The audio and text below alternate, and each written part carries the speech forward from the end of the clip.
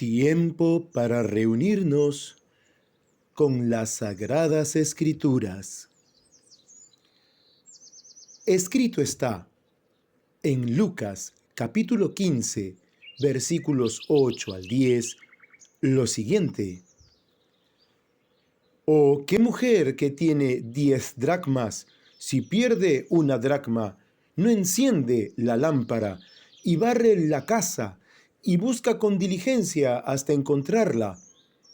Y cuando la encuentra, reúne a sus amigas y vecinas diciendo: «Gozaos conmigo, porque he encontrado la dracma que había perdido». Así os digo que hay gozo delante de los ángeles de Dios por un pecador que se arrepiente.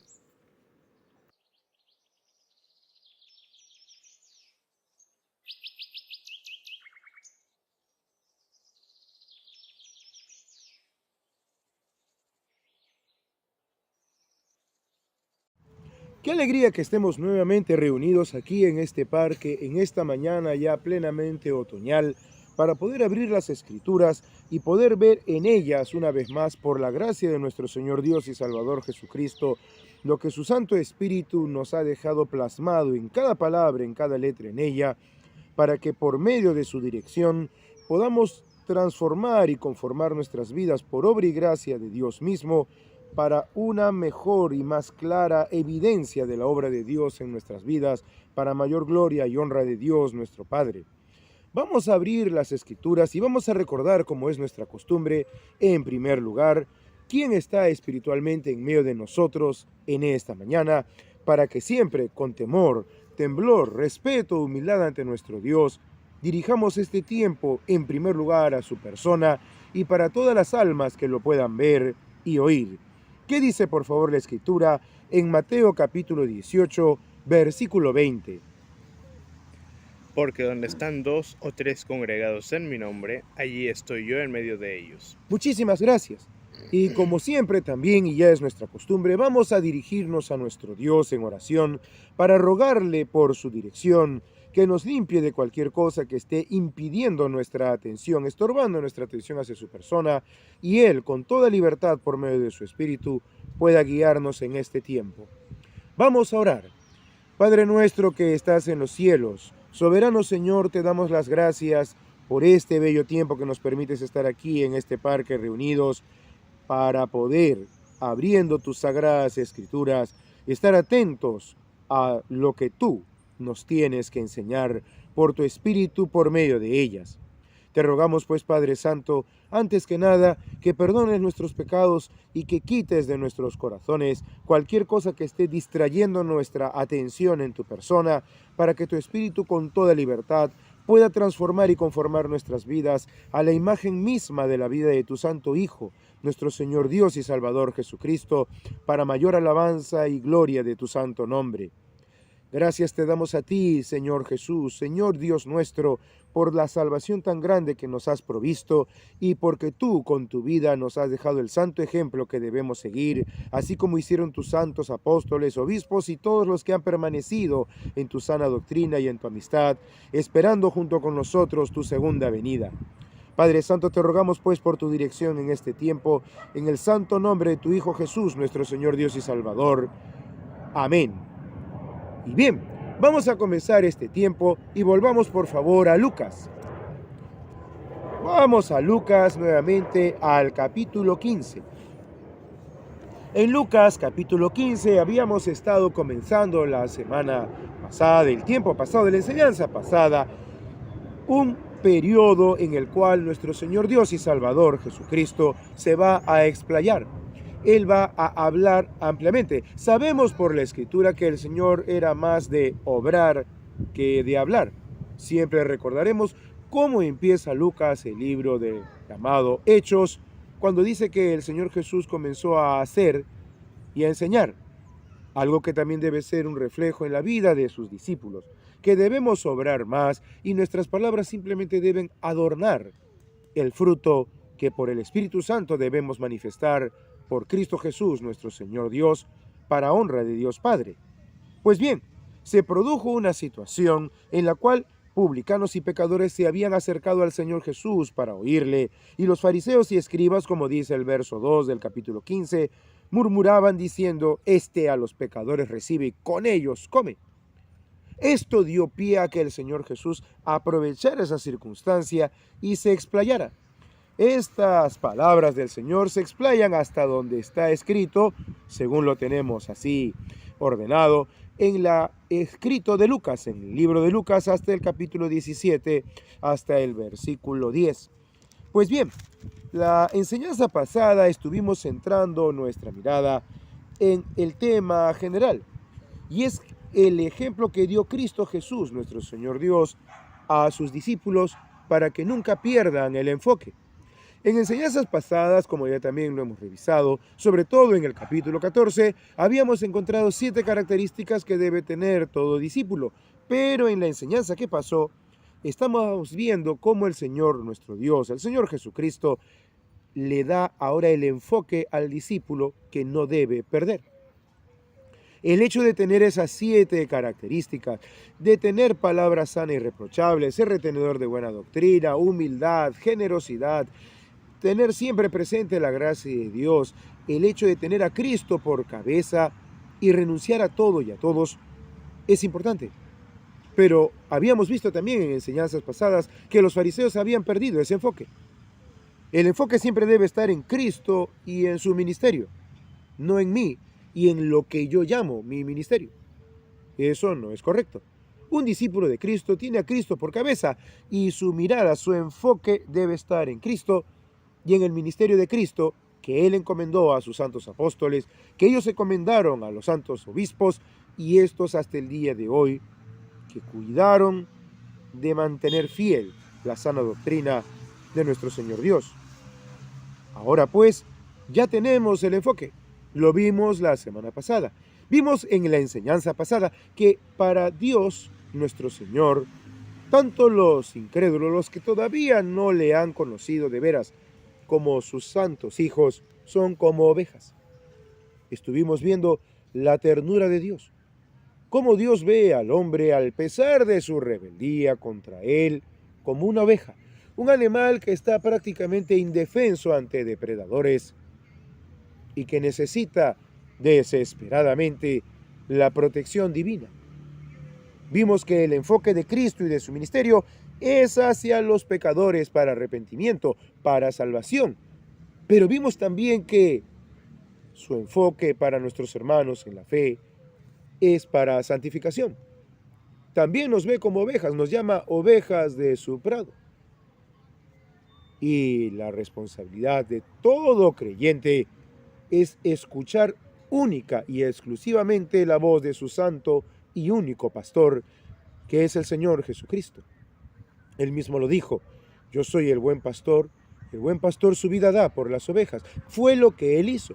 Y esa es la misma actitud que debe haber en nosotros. Cuando una persona dice: no, eso del sacrificio es cosa pasada, hay que vivir bien, esa persona no sabe nada de Cristo ni de su doctrina.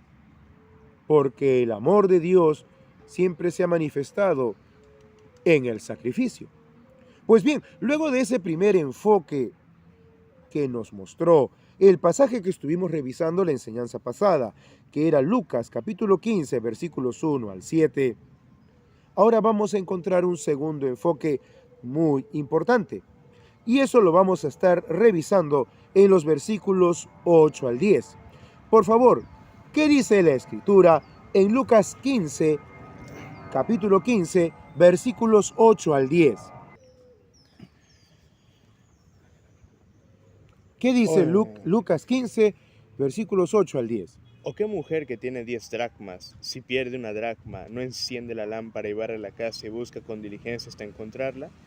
Y cuando la encuentra, reúne a sus amigas y vecinas diciendo: gozaos conmigo, porque he encontrado la dracma que había perdido. Así os digo que hay gozo delante de los ángeles de Dios por un pecador que se arrepiente. Muchísimas gracias. Ahora, fijémonos cómo empieza lo que acabas de leer. ¿O qué mujer? El Señor no ha parado de hablar. Él se está explayando. En los versículos pasados que estuvimos viendo la enseñanza pasada, el Señor empieza con una pregunta. ¿Qué hombre de vosotros, teniendo 100 ovejas, si pierde una de ellas, no deja las 99 en el desierto y va tras la que se perdió hasta encontrarla? Esa sección la cierra diciendo: os digo que así habrá más gozo en el cielo por un pecador que se arrepiente que por 99 justos que no necesitan de arrepentimiento. Y enlaza la idea: ¿o qué mujer que teniendo 10 dracmas, si pierde una dracma, no enciende la lámpara y barre la casa y busca con diligencia hasta encontrarla? La sección que acabas de leer cierra igual: así os digo que hay gozo delante de los ángeles de Dios por un pecador que se arrepiente. El enfoque sigue estando en Cristo y en su ministerio. Pero ahora vamos a ver un matiz. Vamos a agudizar un poco más el zoom de nuestra cámara de fotos para ver con mayor claridad algo que el Señor nos está enfocando. Y es que aquí, en estos 3 cortos versículos, empezamos a enfocarnos en la verdadera ofrenda. De repente tú o la persona que esté viendo u oyendo este material dirá: ¿cómo que la ofrenda? Estamos hablando de las vidas de las personas por las cuales el Señor Jesucristo dio su vida. ¿De qué ofrenda me habla usted?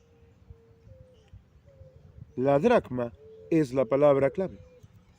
La dracma es la palabra clave que nos va a llevar a entender que las vidas de las personas son la verdadera ofrenda que el Señor espera que le presentemos, porque Él quiere salvarlas. Y vamos a ver algo muy particular acerca de la dracma. Vamos a, por favor, retroceder al Antiguo Pacto y vámonos a Primera de Crónicas.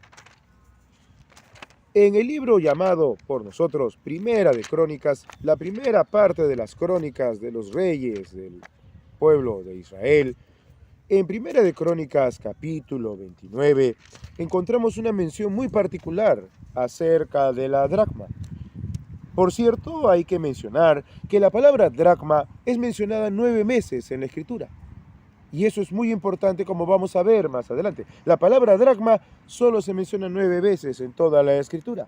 Vamos por favor a Primera de Crónicas, capítulo 29, versículos 5 al 7, pero para entrar en contexto, por favor, ayúdenos con la lectura desde el versículo 1.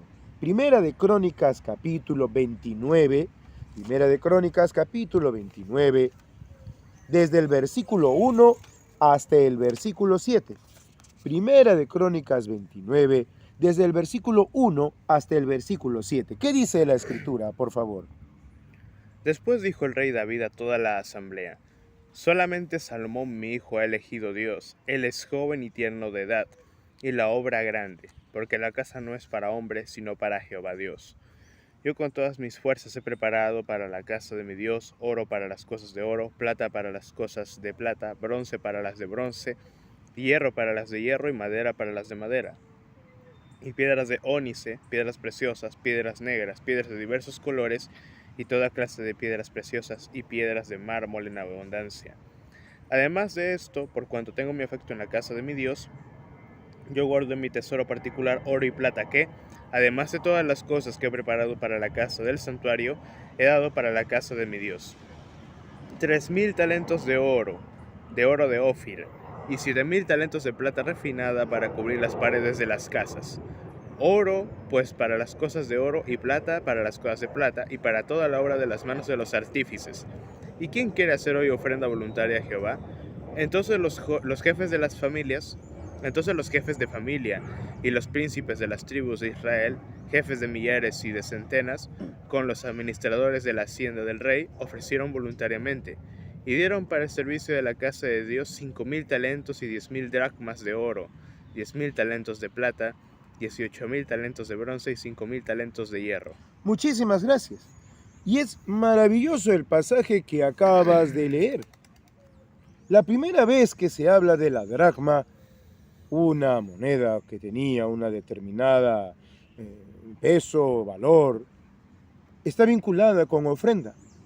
Cada vez que encontremos la dracma en las Escrituras, vamos a darnos cuenta que es una moneda que termina estando vinculada con las ofrendas voluntarias para la casa de Dios. En el Antiguo Pacto, la casa de Dios era el templo. Y en este momento de la historia de Israel todavía no se había construido el templo. David había querido edificar templo para la casa de su Dios, y Dios no se lo concedió, porque le dijo que había derramado mucha sangre. Pero le dio el privilegio de que su hijo, Salomón, sería quien levantaría el templo. Y entonces David había procurado, bueno, no puedo levantar la casa, por lo menos déjame juntar los materiales. Y Dios le permitió. David había almacenado todo este material para que a futuro su hijo tierno pudiera levantar el templo. Hasta ese momento era el tabernáculo, y cada vez que se habla del tabernáculo, el lugar donde se habían edificado las cosas para el servicio divino, se le va a llamar la casa de Dios. Vamos por favor a retroceder un poco más hasta el libro de Josué. Josué, hijo de Nun, siervo de Moisés, quien tomaría la posta por mano de Dios. Vamos a Josué capítulo 18, al versículo 1. ¿Qué dice Josué, por favor? 18:1. Toda la congregación de los hijos de Israel se reunió en Silo, y erigieron allí el tabernáculo de reunión, después que la tierra les fue sometida. Muchísimas gracias. El tabernáculo de reunión, la casa de Dios, estaba ubicada en este lugar. Luego, ya en su edificación, sería mudada de lugar, pero al tabernáculo, que hasta ese momento David tenía, se le llamaba la casa de Dios. Pero era una casa temporal, era una ubicación temporal. Ellos esperaban poder edificar el templo. Y esto es muy importante. Vamos a retroceder aún un poco más y vámonos por favor a Génesis. En Génesis capítulo 49, el penúltimo capítulo del libro de Génesis, Génesis capítulo 49, vamos a ver algo muy importante con respecto a este lugar llamado Silo. Vamos a ver algo muy importante. En Génesis capítulo 49, en el versículo 1 dice así: Y llamó Jacob a sus hijos y dijo: Juntaos, y os declararé lo que os ha de acontecer en los días venideros. Era una profecía de parte de Israel, de parte de Jacob, el padre de los patriarcas, para Israel. Fijémonos en la profecía que él dice en Génesis 49, versículos 8 al 10. ¿Qué dice, por favor, Génesis capítulo 49, versículos 8 al 10? Judá, te alabarán tus hermanos, tu mano en la cerviz de tus enemigos. Los hijos de tu padre se inclinarán a ti. Cachorro de león, Judá, de la presa subiste, hijo mío. Se encorvó, se echó como león, así como león viejo. ¿Quién lo despertará? No será quitado el cetro de Judá, ni el legislador de entre sus pies, hasta que venga Silo, y a él se congregarán los pueblos. Muchísimas gracias. Fíjate lo que dice. No será quitado el cetro de Judá, ni el legislador de entre sus pies, hasta que venga Silo. Este lugar es personificado. Este lugar es personificado. Hasta que venga Silo, y a él se congregarán los pueblos. La palabra Silo, que en este momento aparece con H, y que vamos a ver inmediatamente en un nuevo pacto, se le agrega una letra E por el pase del hebreo, del arameo al griego, tiene un significado muy particular. La palabra Silo es la palabra enviado. Silo es el enviado de Dios. El templo se había levantado, el tabernáculo se había levantado en el lugar del enviado de Dios. Y esto es muy importante. Vamos por favor ahora hasta el nuevo pacto. Vámonos a Juan. En Juan capítulo 9 vamos a encontrar una cosa muy hermosa de este lugar Silo y que tiene que ver con la vida de nuestro Señor Dios y Salvador Jesucristo. En Juan capítulo 9, versículos 1 al 7, ¿qué dice la Escritura, por favor? En Juan 9, del 1 al 7, ¿qué dice la Escritura? Al pasar Jesús vio a un hombre ciego de nacimiento, y le preguntaron a sus discípulos diciendo: Rabí, ¿quién pecó, este o sus padres, para que haya nacido ciego? Respondió Jesús: No es que pecó este ni sus padres, sino para que las obras de Dios se manifiesten en él. Me es necesario hacer las obras del que me envió, entre tanto que el día dura. La noche viene, cuando nadie puede trabajar. Entre tanto que estoy en el mundo, luz soy del mundo. Dicho esto, escupió en tierra e hizo lodo con la saliva y untó con el lodo los ojos del ciego. Y le dijo, ve a lavarte en el estanque de Siloé, que traducido es enviado. Fue entonces y se lavó y regresó viendo. Hasta aquí, fíjate lo que acabas de leer. Enviado. El tabernáculo estaba en el lugar del enviado de Dios. Y el Señor Jesús declara de sí mismo que él había sido enviado por Dios. El templo era el lugar del enviado de Dios. En el antiguo pacto, el tabernáculo era el lugar donde la gente podía hablar con el enviado de Dios, con aquel que Dios había señalado. Luego en el templo, pero ahora en este momento que acabas de leer, ya había venido Silo, la profecía de Israel, la profecía de Jacob. No faltará cetro hasta que venga Silo, hasta que venga el enviado de Dios, y a él se congregarán los pueblos. Israel tenía que esperar a este Silo, tenía que esperar al enviado de Dios. Eso es lo que tenía que hacer Israel, y aquí ya estaba el enviado de Dios. Volvamos a ese mismo capítulo 9, por favor, y qué dice los versículos 30 al versículo 41. Juan capítulo 9, versículos 30 al 41. Respondió el hombre y les dijo, pues esto es lo maravilloso, que vosotros que no sepáis de dónde sea, y a mí me abrió los ojos. Y sabemos que Dios no oye a los pecadores, pero si alguno es temeroso de Dios y hace su voluntad, a ese oye. Desde el principio no se ha oído decir que alguno abriese los ojos a uno que nació ciego.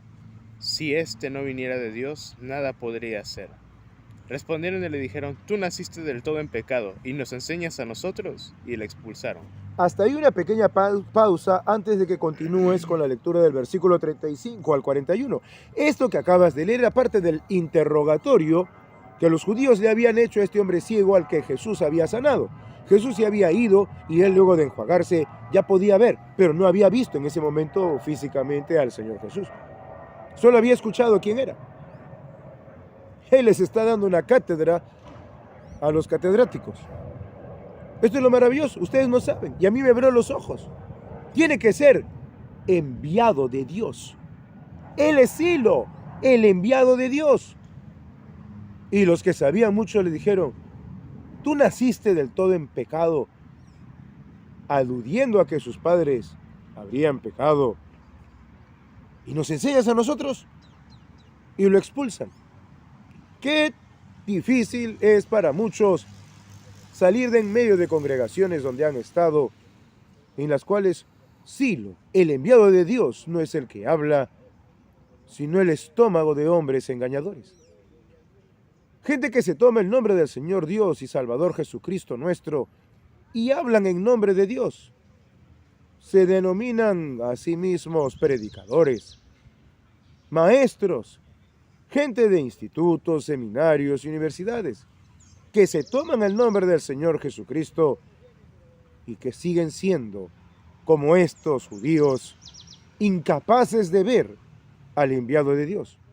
No siguen al enviado de Dios, toman el nombre del enviado de Dios Jesucristo y se autodenominan incluso a sí mismos enviados de Jesucristo. Y son los que expulsan a aquellos que sí han tenido el privilegio de ver al enviado de Dios Jesucristo por medio de las Escrituras. Pero esta historia no termina aquí. Veamos qué pasó con este hombre y con el enviado de Dios. ¿Qué dice, por favor, los versículos 35 al 41? Oyó Jesús que le habían expulsado, y hallándole le dijo, ¿crees tú en el Hijo de Dios? Respondió él y dijo, ¿quién es, Señor, para que crea en él? Le dijo Jesús, pues le has visto, y el que habla contigo, él es. Y él dijo, creo, Señor, y le adoró. Dijo Jesús, para juicio he venido yo a este mundo, para que los que no ven, vean, y los que ven sean cegados. Entonces algunos de los fariseos que estaban con él al oír esto le dijeron, ¿acaso nosotros somos también ciegos? Jesús le respondió, si fuerais ciegos, no tendríais pecado. Mas ahora, porque decís, vemos, vuestro pecado permanece. Muchísimas gracias. El gran pecado de esta gente no era ignorar a Jesús. Ellos sabían perfectamente quién era el Señor Jesucristo. Ellos sabían que el Señor Jesucristo era el Cristo, el Mesías, el enviado de Dios. Silo, ellos sabían quién era. Por eso permanecía su pecado. Este pobre hombre no había visto que Jesús era el Hijo de Dios. Jesús lo busca. Dice la Escritura, Jesús oyó que le habían expulsado y hallándole le dijo, qué maravilloso. Jesús, dime, ¿te acuerdas del hombre que sanaste? Sí, ¿qué ha pasado? Lo han expulsado de la sinagoga. ¿Dónde está? Jesús le halló. No dice que se encontraron. Jesús le halló. Y hallas lo que buscas. Él mismo lo enseñó. El que busca halla. Jesús lo buscó, le halló y le dijo de frente, ¿crees tú en el Hijo de Dios?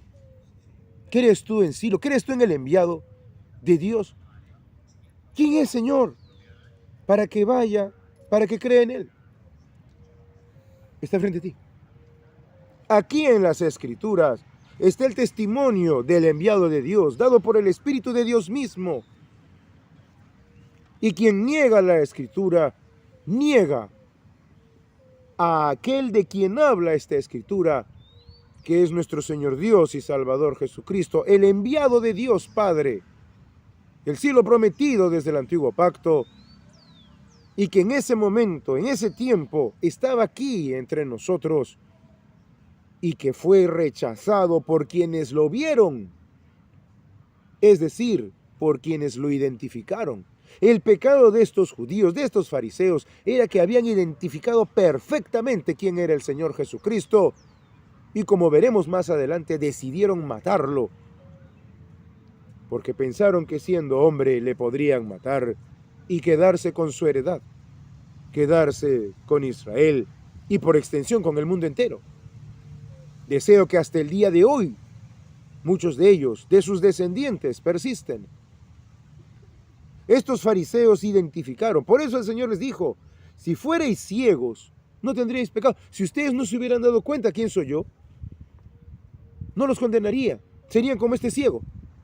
Yo tendría que decirles, aquí estoy. Pero ustedes dicen, vemos. Ustedes me han identificado. Saben que yo soy Silo. Saben que soy el enviado de Dios, el Hijo de Dios que ha venido a este mundo. Por eso su pecado permanece.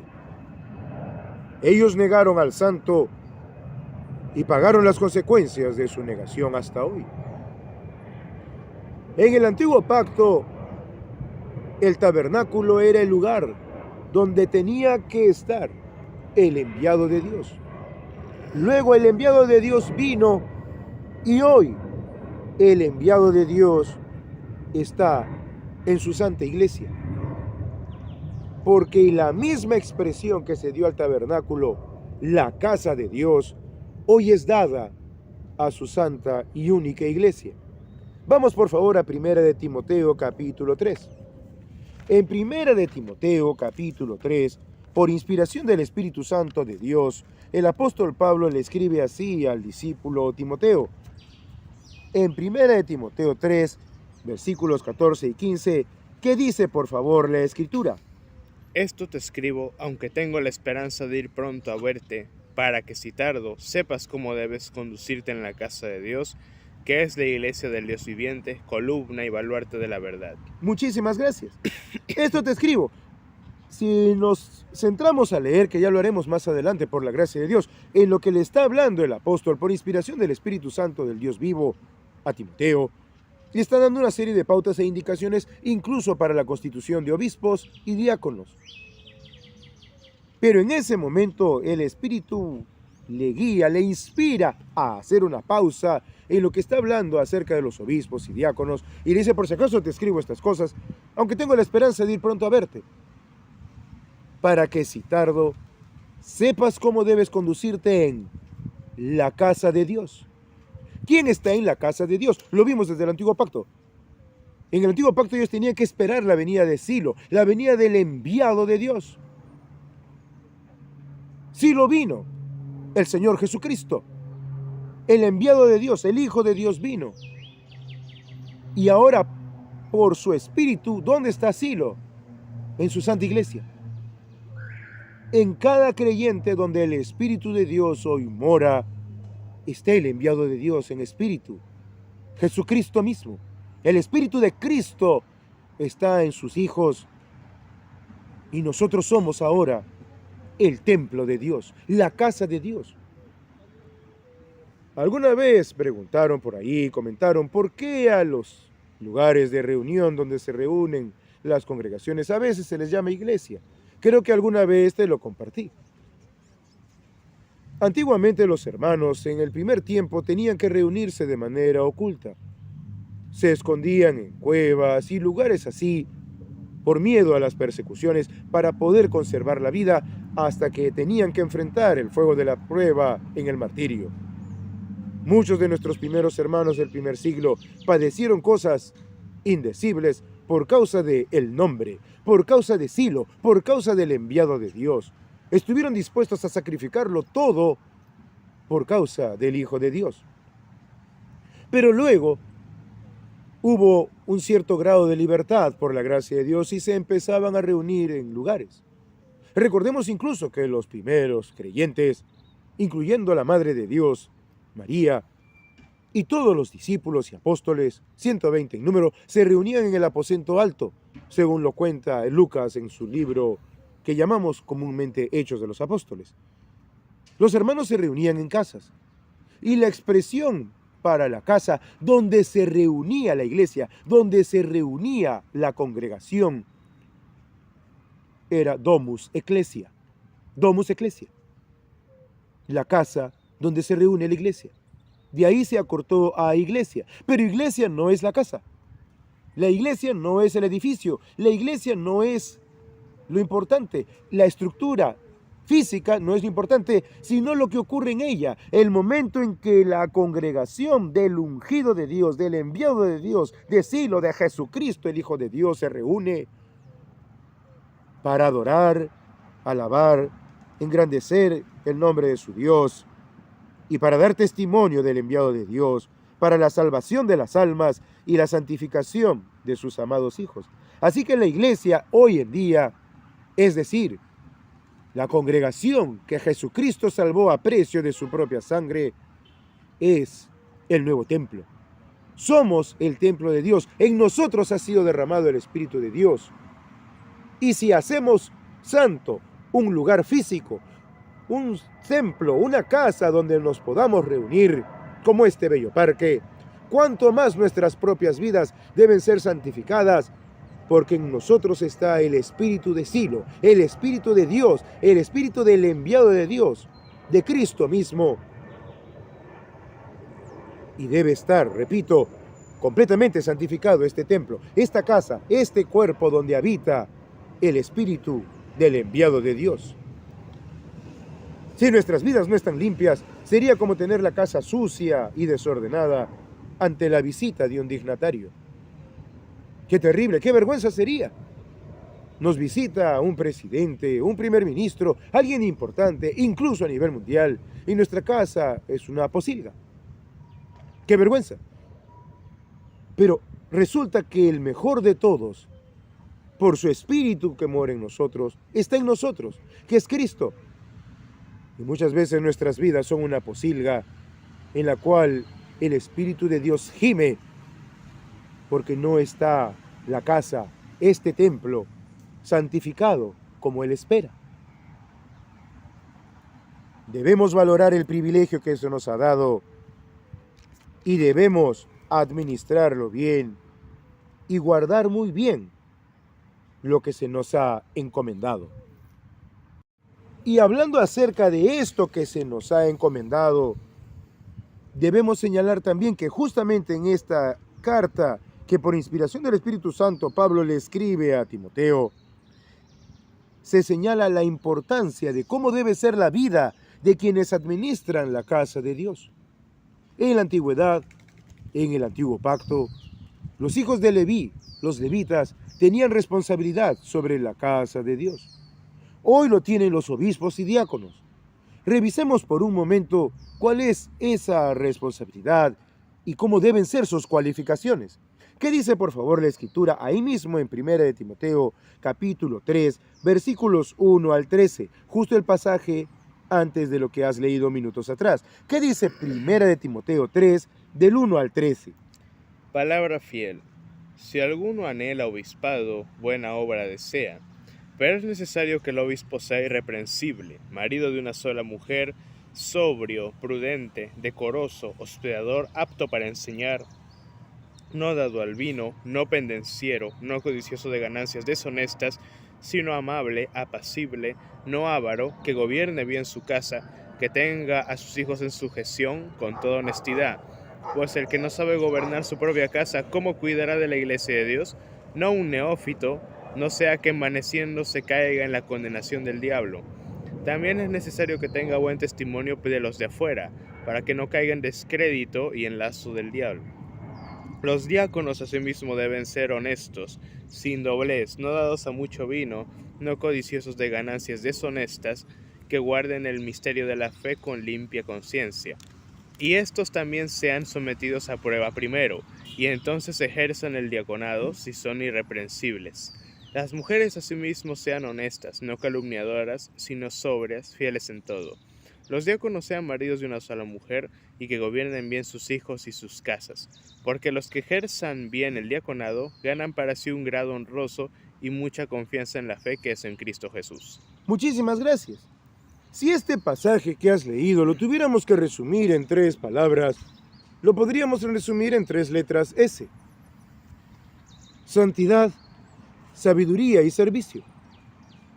Las cualificaciones que necesita alguien que aspira al obispado deben ser esas. Y no hay medias tintas. No se puede ser santo a medias. No se puede ser sabio a medias. Y no se puede servir a Dios a medias. El Señor Jesús fue claro: el que conmigo no recoge, desparrama. El que no es conmigo, contra mí es. Yo no puedo decir que hoy sirvo a Dios y después de unas 2 o 3 horas estoy sirviendo a los placeres de mi carne o a la vanidad de esta vida. Yo no puedo decir que sirvo a Cristo, pero no sirvo ni me interesan las vidas. Recordemos la enseñanza pasada acerca de las ovejas y de los falsos pastores o malos pastores asalariados. Yo no puedo decir que tengo sabiduría si en mi vida he cogido las Escrituras y solo conozco algunos cuantos pasajillos de ella y no estoy adentrándome cada día en la eterna palabra de Dios. Yo no puedo decir que soy santo si mi espíritu, mi alma y mi cuerpo están entregados a la vanidad y a las cosas de este mundo. Y peor, si amo lo que hay en el mundo. Sabiduría, santidad y servicio son 3 cualidades que en resumen acabas de leer. Tanto en los que anhelan obispado como en los diáconos, aquellos que siendo ancianos en la fe, aquellos que siendo cristianos se sacrifican al punto de atender a las necesidades materiales de la congregación, dejando las necesidades espirituales al cargo de los obispos, de los presbíteros en general. Es maravillosa la forma en que Dios ha dejado establecida cómo debe ser gobernada su iglesia, y nadie tiene derecho de cambiar lo que Dios dejó. Son muy pocas las almas y muy pocas las congregaciones que han mantenido esto desde el primer tiempo. Pero ya lo dijo el Señor Jesús. Cuando le preguntaron, ¿son pocos los que se salvan?, la afirmación tácita fue sí. Así que debemos estar agradecidos por la palabra del Dios viviente, la cual, por gracia de Dios, también a nosotros nos ha sido mostrada por el Espíritu Santo que nos ha sido dado, para que perseveremos en la doctrina de Cristo que Él entregó también a sus santos apóstoles y estos a los primeros obispos hasta el día de hoy. Debemos ser fieles a lo que el Señor Jesús habló por medio también de sus santos apóstoles. Aquí está. Pero ¿cuál es ese depósito? ¿Cuál es esa enseñanza que en síntesis debemos guardar? ¿Qué dice por favor el versículo 16 del mismo 1 de Timoteo capítulo 3? Una enseñanza santa que es a la vez un cántico que todo creyente desde el primer siglo hasta hoy debe saber. ¿Qué es lo que dice la Escritura en 1 Timoteo 3, 16? E indiscutiblemente grande es el misterio de la piedad. Dios fue manifestado en carne, justificado en el Espíritu, visto de los ángeles, predicado a los gentiles, creído en el mundo, recibido arriba en gloria. Muchísimas gracias. El misterio de la piedad no es otra cosa que la piedad que tuvo Dios para con el hombre por medio de Cristo, testificada por su Santo Espíritu hasta el día de hoy. Dios fue manifestado en carne, el enviado de Dios, Cristo Jesús nuestro Señor, justificado en el Espíritu, visto de los ángeles, predicado a los gentiles, creído en el mundo, recibido arriba en gloria. Este debe ser el mensaje que debe salir de nuestros labios en todo tiempo. A los de afuera, para salvación. A los que no han conocido a Cristo, para salvación. Si hay alguna persona que está escuchando o viendo este material, sepa usted lo mismo. Solamente es en Cristo Jesús, nuestro Señor Dios, que usted podrá también ser recibido en gloria si espera en Él, cree en Él y recibe lo que Cristo hizo por usted. Y si usted es creyente y sabe estas cosas, tenga cuidado. No vaya a ser que usted esté como aquellos fariseos que ante el ciego le dijeron, ¿qué? Estamos también nosotros ciegos, y el Señor tenga que decir de usted, tu pecado permanece porque tú sabes y no estás viviendo como sabes que debes vivir. Si usted es hermano o hermana en la fe, tenga cuidado. Recuerde usted que al que sabe hacer lo bueno y no lo hace, le es pecado. Usted es responsable de sus actos delante de Dios y tiene el privilegio de poder vivir en santidad, en sabiduría y en servicio a Cristo, y no debe despreciar ello. Así que, volviendo al enfoque del tema, sabemos que en la enseñanza pasada, a través de la enseñanza de las ovejitas, el Señor Cristo Jesús, nuestro Dios mismo, nos enfocó en su Hijo amado, en Cristo y en su ministerio. Y ahora nos estamos enfocando en la verdadera ofrenda. Pero solo hemos hecho una pequeña mención. Las dracmas eran una señal de una ofrenda voluntaria. Y es curioso que la palabra dracma, lo vuelvo a repetir, sea mencionada solo 9 veces en toda la Escritura. Y esto lo vamos a ver muy vinculado con el Espíritu Santo. Muy vinculado. Entonces, si en el tiempo pasado, en el tiempo de los patriarcas de Israel, en el tiempo incluso del rey David, el tabernáculo estaba ubicado donde estaba y donde se esperaba la llegada de la profecía de Jacob de Silo, del enviado de Dios, y ya vino el enviado de Dios Jesucristo y está en nosotros, es responsabilidad de toda la iglesia, de cada creyente que ahora es templo del Dios viviente, de cuidar este templo hasta la venida del Santo, y de dar luz, y de ser sal, como lo vimos en enseñanzas pasadas, a este mundo.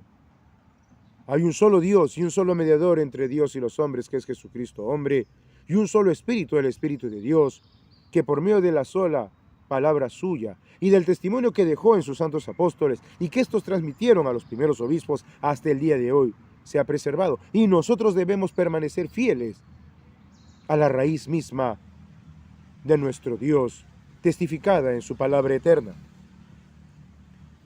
Pero ahora vamos a ahondar un poco más en este enfoque. Vamos a volver al enfoque. La ofrenda, la verdadera ofrenda. Ese es el enfoque del Señor. La verdadera ofrenda. Y lo vamos a continuar revisando en este momento. Y para ello, regresemos por favor a Lucas. Vayamos nuevamente a Lucas capítulo 16. En Lucas capítulo 16, en la lectura que diste al principio de este hermoso tiempo que estamos teniendo, se habla de la dracma. Por favor, retoma nuevamente la lectura en Lucas capítulo 15, versículos 8 al 10. Vuelve a leer, por favor, este corto pero profundo pasaje de la Escritura en Lucas capítulo 15, hablando el Señor Jesús en los versículos 8 al 10. ¿O qué mujer que tiene 10 dracmas, si pierde una dracma, no enciende la lámpara y barre la casa y busca con diligencia hasta encontrarla? Y cuando la encuentra, reúne a sus amigas y vecinas, diciendo, gozaos conmigo, porque he encontrado la dracma que había perdido. Así os digo que hay gozo delante de los ángeles de Dios por un pecador que se arrepiente. Muchísimas gracias. Entonces ya sabemos que la referencia a la dracma nos lleva a ver que la vida del pecador es la dracma. El Señor Jesús está hablando del perdido. Él lo está comparando con la dracma. ¿O qué mujer que tiene 10 dracmas, si pierde una dracma, no enciende la lámpara y barre con diligencia hasta encontrarla? Versículo 10. Así os digo que hay gozo delante de los ángeles de Dios por un pecador que se arrepiente. Jesús comparó al pecador con la dracma perdida. Primero lo comparó con la oveja perdida y hoy lo compara con la dracma perdida. La vida del pecador es la dracma, es decir, es la ofrenda a Dios Padre que voluntariamente, con la asistencia del Espíritu Santo de Dios mismo, debemos presentar a nuestro Padre por Jesucristo nuestro Señor Dios y Salvador, porque ese fue el ministerio de Cristo. Él vino a poner su vida para rescatar a esa oveja, para encontrar esa dracma perdida. La responsabilidad de Israel, a través de sus jefes, a través de los fariseos y de los escribas, era ser esa mujer. Israel debió ser esa mujer. Debía buscar diligentemente por medio de sus autoridades, vale decir de los escribas y fariseos presentes, a esa dracma, a las vidas perdidas. Los fariseos debían buscar las vidas de los israelitas perdidos en su pecado. Por eso decimos de nuevo lo que dijimos en la enseñanza pasada. Los fariseos se habían perdido el enfoque completamente.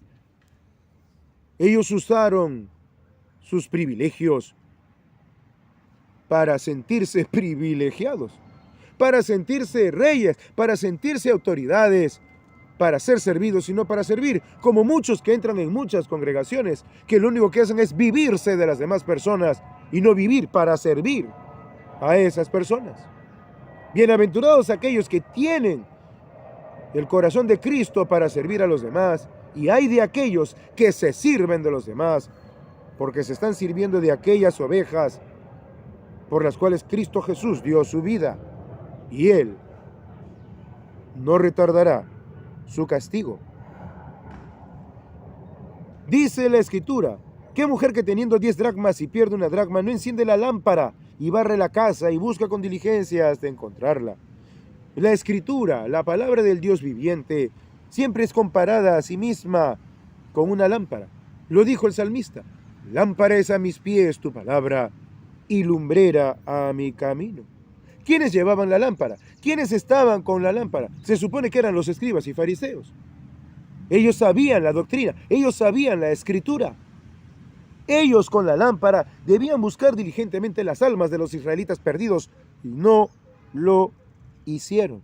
Y lo triste es una cosa, fíjate lo que acabas de leer. Si pierde una dracma, ¿dónde la está buscando? En su casa. Barre en la casa. No es que perdió la dracma en la calle. La barre en la casa. Estas almas perdidas estaban dentro de su casa, es decir, dentro de Israel. Los escribas y fariseos no tenían que buscar fuera de casa. Ellos tenían que buscar las almas perdidas dentro de Israel mismo, como las ovejas perdidas.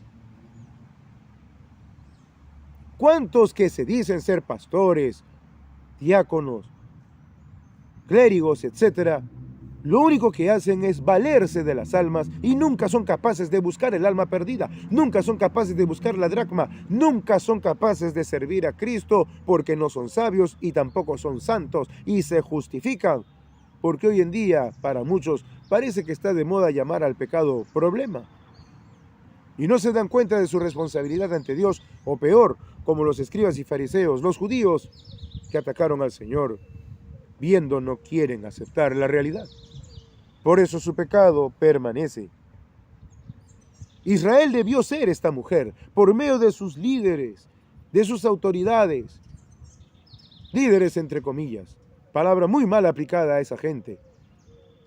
Debían estar buscando la dracma perdida en casa, buscando las almas de los israelitas perdidos dentro de Israel, y no lo hicieron. Y debieron hacerlo con diligencia, porque lo que acabas de leer es claro. ¿Qué mujer que tiene 10 dracmas, si pierde una dracma, no enciende la lámpara y barre la casa y busca con diligencia? Cosa curiosa, el apóstol Pablo, por inspiración del Espíritu Santo, también le dice a Timoteo, procura con diligencia presentarte a Dios aprobado. La palabra que hemos recibido en el español, diligencia, viene de la palabra diligere, que como alguna vez hemos compartido en otro momento nosotros, tiene que ver con una forma de amor. Un amor responsable, un amor racional. No quiere decir que yo voy a ir regalando pétalos de flores a diestra y siniestra, dejándome llevar por una emoción. La diligencia es un amor responsable, es un amor racional, es un amor por decisión. Decido obedecer a Cristo, decido llevar su evangelio, decido ser santo, decido buscar la sabiduría de Dios en Cristo, decido servir. Es un privilegio que Dios le da. Y como hemos visto en 1 de Timoteo, es una buena obra el querer ser obispo, el querer servir a Cristo. Es buena obra, pero hay requisitos: santidad, sabiduría y servicio. No tienes uno de los tres, no sirves. Tiene que ser completo y no incompleto. Tiene que ser total y no parcial. Y hay de aquellos que toleran a los que dicen ser siervos de Cristo y solo sirven a sus propios vientres porque se hacen copartícipes de ese pecado. Y en la misma escritura dice, Pablo a Timoteo, por inspiración del Espíritu Santo de Cristo, dice: no impongas con ligereza las manos a ninguno, ni participes en pecados ajenos. No debemos participar en pecados ajenos tolerando al pecador que se dice ser siervo de Cristo y solo sirve al malo. Israel debió ser esa mujer. Los escribas y fariseos debieron representar a esa mujer que con la escritura, con la luz que habían recibido, debieron iluminar a Israel y buscar a las almas perdidas. Vamos por favor a Jeremías, retrocedamos al Antiguo Pacto y vamos a Jeremías. En Jeremías capítulo 50 vamos a ver la profecía que este siervo de Cristo, lleno del Espíritu del Señor, habló por voluntad de Dios. ¿Qué dice la Escritura, por favor, en Jeremías capítulo 50, versículos 1 al 6? Recordemos antes que leas, por favor, que esta mención que acabamos de hacer de la dracma es la ofrenda voluntaria. Y una de las ofrendas, la ofrenda clave, era la oveja. No solamente la dracma, sino la oveja. Lo vimos la enseñanza pasada. Y ahora nuevamente vamos a ver el valor de las vidas para nuestro Dios. ¿Qué dice Jeremías capítulo 50, versículos 1 al 6? Palabra que habló Jehová contra Babilonia, contra la tierra de los caldeos, por medio del profeta Jeremías. Anunciad en las naciones y haced saber, levantad también bandera, publicad y no encubráis. Decid, tomad es Babilonia, Bel es confundido, deshecho es Merodac. Destruidas son sus esculturas, quebrados son sus ídolos. Porque subió contra ella una nación del norte, la cual pondrá su tierra en asolamiento, y no habrá ni hombre ni animal que en ella more. Huyeron y se fueron. En aquellos días y en aquel tiempo, dice Jehová, vendrán los hijos de Israel, ellos y los hijos de Judá justamente, e irán andando y llorando y buscarán a Jehová su Dios. Preguntarán por el camino de Sión, hacia donde volverán sus rostros, diciendo: venid y juntémonos a Jehová con pacto eterno que jamás se ponga en olvido. Ovejas perdidas fueron mi pueblo, sus pastores las hicieron errar, por los montes las descarriaron. Anduvieron de monte en collado y se olvidaron de sus rediles. Muchísimas gracias. Triste el versículo que acabas de leer. Si las vidas de las personas son esa dracma perdida que debían buscar los israelitas, lo que hicieron sus pastores fue hacerlas errar. Como muchos que se dicen ser hoy día pastores y se autodenominan líderes, entre comillas, de sus religiones y congregaciones, alejándolos de la verdadera doctrina, alejándolos de la verdadera iglesia, alejándolos de la verdad, los hacen errar y los descarrían. Pero me podrías decir, bueno, eso era para los hijos de Israel, para el tiempo pasado. Vayamos a Mateo. Mateo capítulo 10. Estando aquí Silo, estando aquí el enviado de Dios, estando aquí Jesucristo mismo, vayamos a Mateo capítulo 10, versículos 5 y 6. Un pasaje que ya hemos revisado en la enseñanza pasada, pero que viene a colación de lo que estamos compartiendo ahora. ¿Qué dice Mateo 10, versículos 5 al 6? A estos 12 envió Jesús y les dio instrucciones, diciendo: Por camino de gentiles no vayáis, y en ciudad de samaritanos no entréis, sino id antes a las ovejas perdidas de la casa de Israel, y yendo, predicad diciendo: El reino de los cielos se ha acercado. Muchísimas gracias. El Señor Jesús, el enviado de Dios, ¿qué hizo? Envió. El enviado de Dios envió. Envió a sus apóstoles a llamar al arrepentimiento. El Señor hizo lo que estos desde el tiempo pasado no habían hecho. Llamar, buscar a la oveja perdida, buscar la dracma, buscar presentar a Dios la verdadera ofrenda. Y eso fue lo que comisionó a sus apóstoles y que ellos comisionarían a los obispos posteriormente. Hay que buscar a la oveja perdida, no enrostrarles su pecado en la cara. De esto ya hablaremos más adelante, sino que debemos buscarla diligentemente, con responsabilidad, con raciocinio, nuestros seres queridos, nuestros compañeros de estudio, de trabajo, nuestros hijos, nuestras mujeres, nuestros cercanos, nuestro prójimo. Debemos hacerlo así. Esta es nuestra responsabilidad. Y eso es a lo que no debemos desenfocarnos, porque nosotros somos los continuadores de la obra que Cristo encomendó a sus discípulos. Recordemos, en el mismo libro de Mateo le dice: por tanto, dice el Señor Jesucristo, ha recibido toda potestad en el cielo y en la tierra, por tanto, id y haced discípulos. A los discípulos les mandó a ser discípulos. Y esa comisión, su Santa Iglesia, la ha tenido hasta hoy. Por eso la palabra de Cristo ha llegado a nosotros. Id antes a las ovejas perdidas de la casa de Israel. Las ovejas, las vidas eran la verdadera ofrenda a Dios. Nosotros no podemos doblarle el brazo a la persona y llevarlo a los pies de Cristo. Somos los voceros, somos los embajadores, somos los que ruegan a los demás que se arrepientan y vengan a nuestro Señor Dios y Salvador Jesucristo. El mensaje es uno solo, el mismo que ha predicado su Santa Iglesia a lo largo de los milenios. El reino de los cielos se ha acercado. El Hijo de Dios, Jesucristo, el enviado, ya vino y volverá. Y debemos llamarlos al arrepentimiento y a que acepten las buenas nuevas dadas en Cristo, a que acepten el Evangelio. Pero solo una vida arrepentida hallará a Cristo. No una vida que dice que se arrepintió y no se arrepiente. No un religioso que dice que se arrepintió y se gloría en sus buenas obras y que no vive una vida arrepentida. Las vidas son la verdadera ofrenda a Dios, la verdadera dracma, no el dinero. ¿Cuántas congregaciones hay hoy en día empecinadas enseñando culto tras culto, domingo tras domingo, por el dinero? A Dios no le importa eso. A Dios le importan las vidas. El mensaje de Cristo siempre fue por las vidas, porque Él lo dijo: buscad primeramente el reino de Dios y su justicia, y todas las demás cosas serán añadidas. ¿Para Dios acaso le es problema proveer? Nuestro Dios no es un Dios limitado. Es el único Dios verdadero, y Él es ilimitado. Él provee según su buena voluntad. Nosotros estamos descansados en eso. Él proveerá de trabajo, de recursos y de lo que sea necesario, en tanto nosotros estemos enfocados en lo que Él nos ha pedido que nos enfoquemos. Esta enseñanza la vimos ya hace buen tiempo. Pero nuevamente volvemos al punto. Las vidas son la verdadera ofrenda.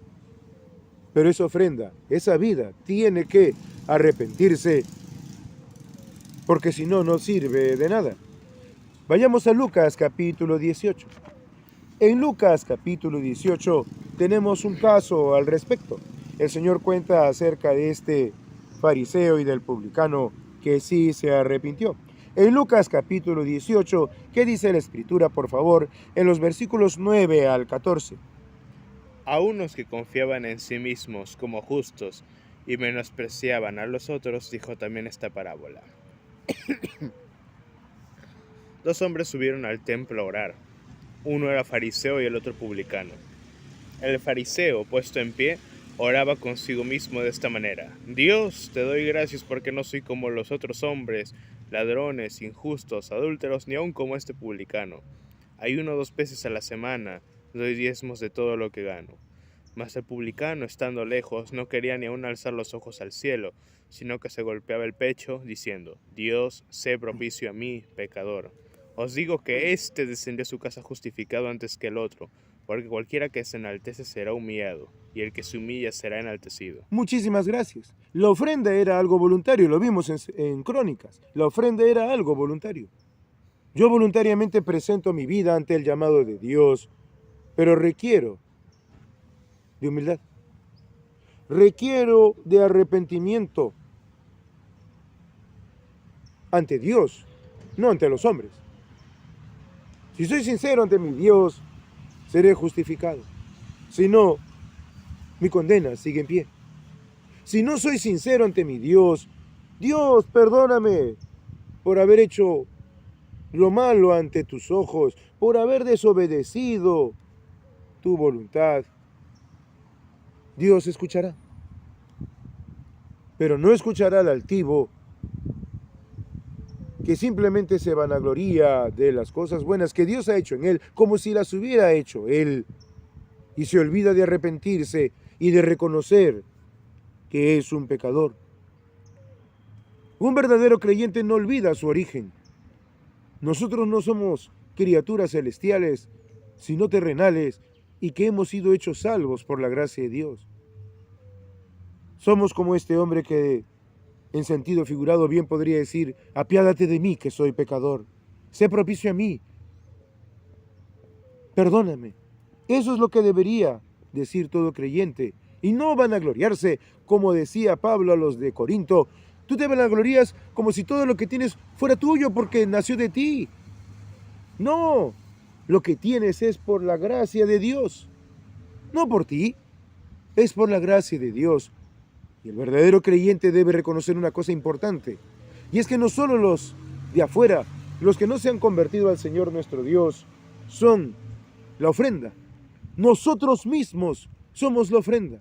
Cada día el creyente, el discípulo, debe presentar su vida en ofrenda voluntaria a Dios, considerando el testimonio de este publicano que se arrepintió, fue sincero y fue justificado por Dios antes que el fariseo, que lo único que hizo fue vanagloriarse de las buenas cosas que Dios hacía en su vida como si fueran por él mismo.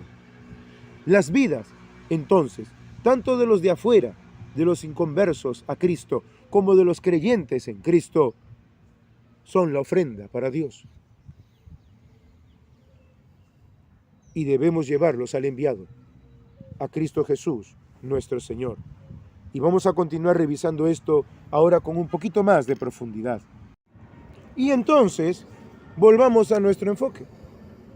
Queda claro pues que así como en el tiempo pasado, la casa de Dios, entre paréntesis el tabernáculo, era el lugar donde los israelitas podían ir a esperar al enviado, a buscar al enviado, a la palabra de Dios, hasta la venida del Santo. Hoy en día es la iglesia, la casa de Dios. Ya lo hemos visto en Primera de Timoteo. Y la tarea de esta iglesia, de esta congregación, sigue siendo la misma que ya vimos en el ministerio de Cristo: llamar a los pecadores al arrepentimiento. Ellos son la verdadera ofrenda y debemos buscarlos. ¿Cómo buscamos nosotros a los pecadores? Nuestros trabajos, nuestros centros de estudio, las personas con las que nos vinculamos diariamente. Ellos no están buscando a Dios. Es muy hermoso el pasaje que dice la Escritura: fui hallado de los que no me buscaban, me manifesté a quienes no preguntaban por mí. Cuando un pecador es amigo nuestro, compañero de trabajo, estudio y demás, él ni se imagina lo que nosotros estamos buscando. Estamos buscando acercar a Dios a su vida, porque él no está buscando a Dios. Aquila y Priscila con Pablo fueron un caso. Se reunieron. Tenían el mismo oficio, hacer tiendas. Judíos venidos de Italia.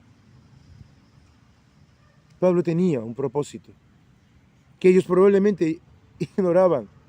¿Tú sabes hacer carpa? Sí, vamos a juntarnos para trabajar juntos. Pero por la gracia de nuestro Señor Dios, Pablo no trabajó meramente carpas, trabajó las vidas de esta pareja, de estos esposos, hasta que las presentó a Cristo, a Aquila y a Priscila, que se convertirían con el tiempo en siervos de Dios fieles hasta el final. Nosotros estamos llamados a llamar a los pecadores al arrepentimiento, no a enrostrarles, no a insultarlos, no a gritarles por la calle con un megáfono: oye, usted es una basura. Cristo no hizo eso, los santos apóstoles no hicieron eso, sus santos obispos no hicieron eso, ningún creyente serio hace eso.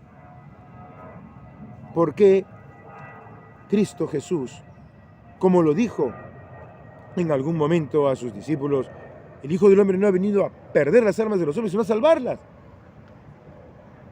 No es así. Hay quienes quieren imitar a Jonás y se olvidan de lo que le pasó a Jonás. Hay quienes quieren imitar a las cosas del antiguo pacto y se olvidan de la doctrina del nuevo pacto dada a su iglesia, que existe hasta el día de hoy. Estamos llamados a llamar a los pecadores al arrepentimiento, pero no miremos solo a los que no han conocido a Dios, a los que no son creyentes, a los que no son discípulos. También hablemos de los creyentes que han pecado. Cuando un creyente ha pecado, es responsabilidad de un discípulo llamarlo también al arrepentimiento. Tiene que llamársele al arrepentimiento. Recordemos la enseñanza de la dracma. ¿Dónde estaba la dracma? La dracma estaba en la casa de la mujer. Para los escribas y fariseos, la dracma eran los israelitas perdidos, y ellos con la escritura, el viejo pacto, tenían que buscar diligentemente a esas almas perdidas. Hoy en la iglesia ocurre lo mismo, en el cuerpo de Cristo, en el corazón mismo entre los creyentes, hay gente que está perdida en el falso y el error producido por los malos pastores, los malos obispos, las malas personas. Debemos llamarlos, debemos buscarlos con diligencia para llevarlos al arrepentimiento. Vayamos, por favor, al Antiguo Pacto, al libro de los Salmos. Vayamos al Salmo 51.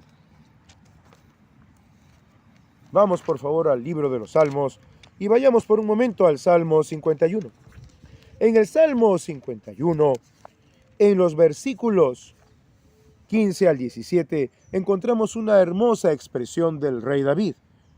Este salmo, compuesto por el rey David, por inspiración del Espíritu Santo de Dios, después que se llegó a Betsabé, como lo dice la primera parte del salmo, y vino a él Natán profeta y le hizo ver su pecado, nos habla de esto mismo. ¿Qué dice, por favor, el Salmo 51, versículos 15 al 17? Señor, abre mis labios y publicará mi boca tu alabanza, porque no quieres sacrificio, que yo lo daría, no quieres holocausto. Los sacrificios de Dios son el espíritu quebrantado, al corazón contrito y humillado no despreciarás tú, oh Dios. Muchísimas gracias. Fíjate lo que está diciendo David, el rey David, el hombre cuyo corazón iba al ritmo del corazón de Dios, pero que había pecado por causa de esta pasión desordenada que lo llevó al crimen contra Urías Eteo. Ante la palabra del profeta, del siervo de Dios, santo con sabiduría y con el deseo de servir a Cristo en el tiempo pasado, al Espíritu de Jehová, al Espíritu del Señor, David se arrepiente y clama a Dios y testifica diciendo: los sacrificios de Dios son el espíritu quebrantado, al corazón contrito y humillado no despreciarás tú, oh Dios. Dios no quiere el dinero, no lo necesita, porque es Dios. Lo que él anhela por amor es que las personas que no le han conocido sean llamadas, buenos días, al arrepentimiento, a volverse a Él. Lo que Dios anhela es salvar las vidas, no condenarlas. Dios no necesita nada. Son los hombres que, tomándose el nombre de Dios, se engañan para explotar a sus congregaciones. Y repito, a sus congregaciones, porque esas congregaciones no son la iglesia del Dios verdadero. Son las congregaciones de estos hombres que han decidido preferir al hombre antes que a Cristo. Así que la verdadera ofrenda siempre serán las vidas. Y esto implica creyentes arrepentidos. Porque hay pecados en la casa, hay pecados en la iglesia. David era un creyente. David no era una persona ajena a Dios, pero había pecado. Y el profeta le llamó al arrepentimiento. ¿Qué debe hacer un discípulo cuando ve a un hermano pecar? Llamarlo al arrepentimiento. Si no quiere arrepentirse, el discípulo debe separarse. Esto ya lo hemos revisado y lo revisaremos más adelante. Si el creyente ha pecado y no quiere arrepentirse, quiere persistir en su pecado, uno debe separarse, porque a santidad nos llamó Dios. Pero si se arrepiente, bendito sea Cristo. Vayamos por favor a Primera de Pedro. En Primera de Pedro capítulo 4, vamos por favor a Primera de Pedro. En Primera de Pedro capítulo 4,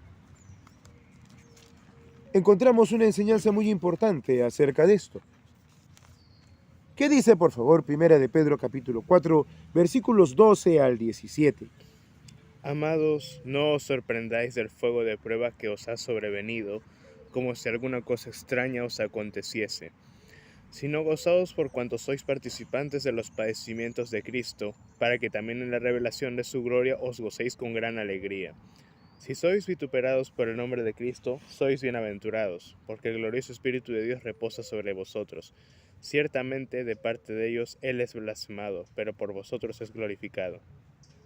Así que ninguno de vosotros padezca como homicida, o ladrón, o malhechor, o por entrometerse en lo ajeno. Pero si alguno padece como cristiano, no se avergüence, sino glorifique a Dios por ello. Porque es tiempo de que el juicio comience por la casa de Dios, y si primero comienza por nosotros, ¿cuál será el fin de aquellos que no obedecen al Evangelio de Dios? Y, si el justo con dificultad se salva, ¿en dónde aparecerá el limpio y el pecador? De modo que los que padecen según la voluntad de Dios encomienden sus almas al fiel Creador y hagan el bien. Gracias. Más claro imposible. El creyente tiene que ser consciente de que él también tiene que vivir en arrepentimiento. Bueno, ya Dios me salvó y viva la gracia y todos estamos bien. No es así. Debemos recordar nuestra condición. Estamos en este cuerpo pecaminoso carnal todavía y estamos propensos a tropezar.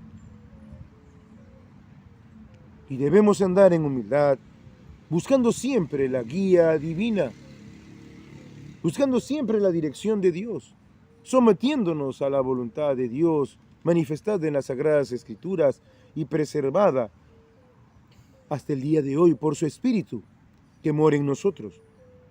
Así que, en resumen, las vidas, tanto de los de afuera del cuerpo de Cristo, de los incrédulos, como de los creyentes, son en conjunto la dracma, son en conjunto la verdadera ofrenda que cada uno debe presentar. Entonces, ¿cuál es mi ofrenda?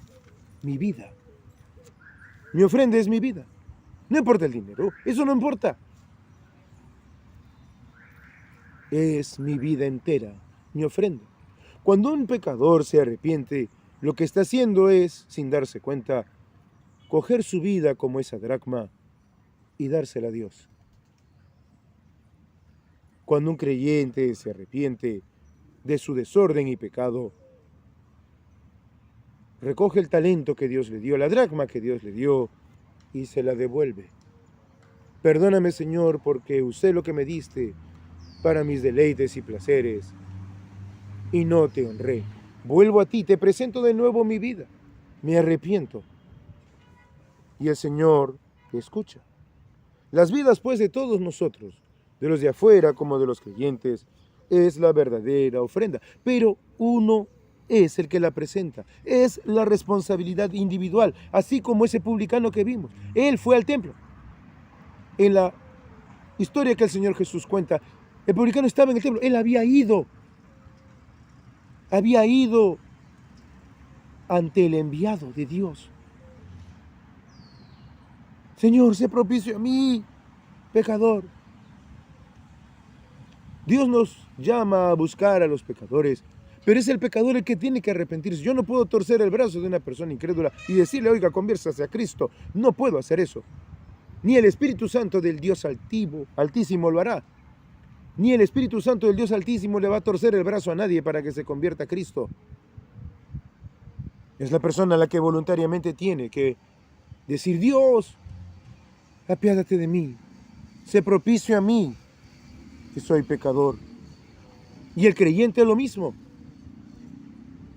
Llamado al arrepentimiento, el creyente tiene que arrepentirse. Nuestra tarea es llamar a los de afuera al arrepentimiento, lo mismo que a nuestros hermanos en la fe. Vamos por favor a 2 de Corintios. En 2 de Corintios capítulo 13, ¿qué dice la Escritura, por favor? En el versículo 5, hablando de los hermanos en la fe, ¿cuál era la reconvención del Espíritu de Dios por medio del apóstol Pablo a los hermanos en la zona de Corinto? ¿Qué dice 2 de Corintios capítulo 13, versículo 5? Examinaos a vosotros mismos si estáis en la fe. Probaos a vosotros mismos. ¿O no os conocéis a vosotros mismos que Jesucristo está en vosotros, a menos que estéis reprobados? Muchísimas gracias. Este es un llamado particular a cada creyente. Todo el tiempo nosotros debemos estar haciendo un examen de nosotros mismos.